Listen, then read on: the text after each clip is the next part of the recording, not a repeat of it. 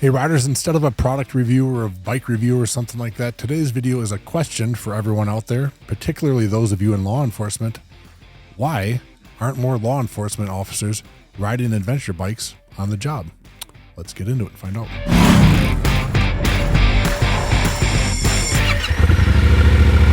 Digging into this a bit, it's a question I've pondered for years. Why aren't more law enforcement officers riding adventure bikes? You know, as you travel the world, I have seen Suzuki DR650s and some Honda 250s and some KLR 650s in various countries in South America and stuff like that. At least here in North America, most of you seem to be riding bikes that I don't think are quite fit for the job. Apparently, the Ottawa Police Department was sampling Africa Twins. I couldn't find much more information about that. But again, in short, why aren't more of you riding adventure bikes? So stick around for the rest of the video and I'll explain what my assumptions on this question were and also what my research has led to. I'll explain what I think this could mean to law enforcement if they are on the right bike for the job and what this could mean to their overall success and safety. And lastly, I will explain which bike or bikes I think would be the best for law enforcement across the board. Riders, before getting into the rest of this video, if you're interested in our line of work, if you're a rider and you want to get further into this, make this your lifestyle and career, check out the career section of our website. You'll find an appropriate form to fill out there.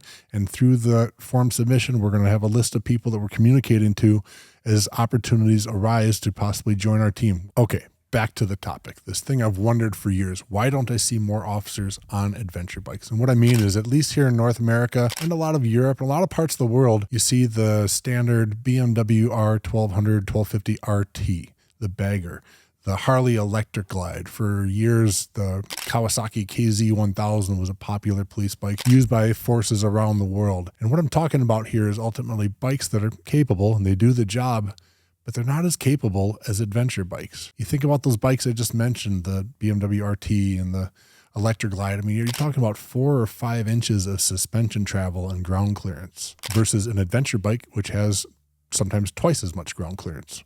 Again, those more road-oriented police bikes that we often see here in North America, you're talking about a 17-inch front wheel. Great for the pavement, but what if there is a situation where you need to be off pavement? 17-inch wheel is not what you want, having to go into the dirt or to cross a median or to hop up on a curb. As my research into this went, it sounds like a lot of departments have a strict policy that says that you are not to pursue a suspect on the motorcycle anyway. There's no such thing as chasing them on the motorcycle. If that is the case, what do you need a pure roadworthy machine for with a 17-inch front wheel if you're not going to be, again, demanding the ultimate in speed performance of that bike? Wouldn't you rather have an adventure bike, something with twice as much ground clearance and suspension travel, something with probably a 21-inch front wheel, depending on the bike, something that if you need to hop up on a curb or pursue a suspect or evade a situation, if you need to get out of the way of something, what happens when you have to make an athletic move and you're on a bike that is kind of obligated to stay on pavement and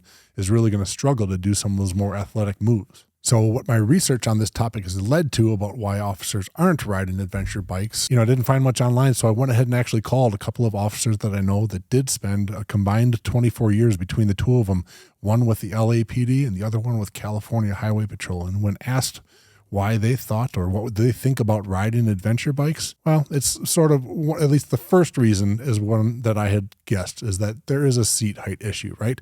Not everybody is capable or has the leg length to stand over some of these adventure bikes, which by their definition and sort of very nature are taller bikes. And they have all that suspension and travel and ground clearance means the seat height has gone up as well. And so not everybody can stand over them. The other fairly obvious explanation I was given is that, there are budgetary concerns, of course, for municipalities that are investing in motorcycle fleets for their officers. At some point or another, there is a bidding process, as you can imagine, and a winner of the manufacturer or whatever is selling the bikes. It's done largely for budgetary reasons. And the third sort of reason within that is that it also pulls into maintenance and warranty and the upkeep of those fleets for those patrol officers. Those are the main decisions, the reasons they could think why adventure bikes had never even been offered to their departments when they were in the line of service. So what could this mean for law enforcement if they were on the job and had a bike more appropriate and equipped and capable of the situation? What could that mean to them and their job and to our communities? In talking with those two officers I spoke with, they confirmed absolutely, while it's not a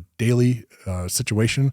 There were situations over the years where having a bike with more ground clearance, more suspension travel would have been in their benefit. Having to hop up over a curb to get out of the way of a vehicle that's coming, or chasing a suspect or whatever it is, hitting that catalytic converter or whatever it is that's below the bike and 4 inches off the ground, does impede their progress in what they're trying to do and can ultimately lead to a disaster. What they do out there on the job can be a matter of seconds, whether they need to get out of the way of something or pursue somebody, and again have to take a detour to stay on pavement because the bike they're on is not capable of getting over or through what they need to in order to be fastest and be there on the job and get the job done. And so again, when you compare those pure road-worthy bikes to the capability of adventure bikes, it just opens up a huge range of possibilities for them to not be in that situation where they have to waste precious seconds to save themselves or somebody else. And speaking of how many situations law enforcement can find themselves in, check out a YouTube channel called Active Self-Protection. John Correa and Mike Williver are doing a great job analyzing situations, some of these incredibly harrowing situations that law enforcement comes into around the world. These guys have badge camera and helmet camera, dash, security footage. I've never seen a motorcycle-related patrol officer on motorcycle video from them. If anybody knows John or Mike, please reach out to them. I want to get in contact and see if there is something we can analyze of a video situation where the pursuit was hampered by being on the wrong bike. There's got to be some footage out there by now. Haven't seen it, but I would really like to hear from those guys. So in this adventure bike category, if law enforcement is able to make a shift in their bike options or choose what they want from here on, which bike would I suggest they ride? You've heard me talk about it in other videos. I am an Africa Twin fan through and through, and I think that is seriously one of the most capable, affordable, reliable bikes that you could possibly ride as a law enforcement officer. There is the issue of the seat height. Africa Twins are tall for some of us, and because they're fairly heavy, they feel even taller. So for those who are not, ready to stand over an Africa Twin, demand of your department that you have the right to ride a Yamaha Tenere 700. Again, an extremely capable bike that can be packed up. All these bikes can be packed up just like the RTs and the Harleys.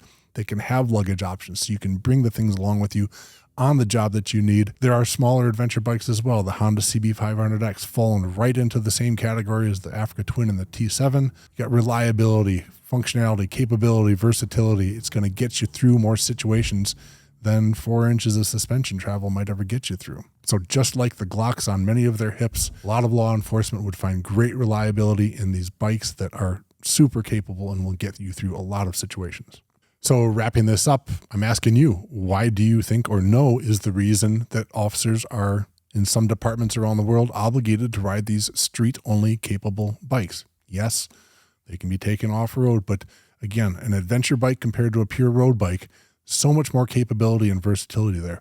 Why aren't your departments allowing you to ride the best tool for the job to get your job done, stay safest, and go home? And I'm also wondering if not the bikes that I mentioned for them, which adventure bikes do you think would be best for the job, for law enforcement?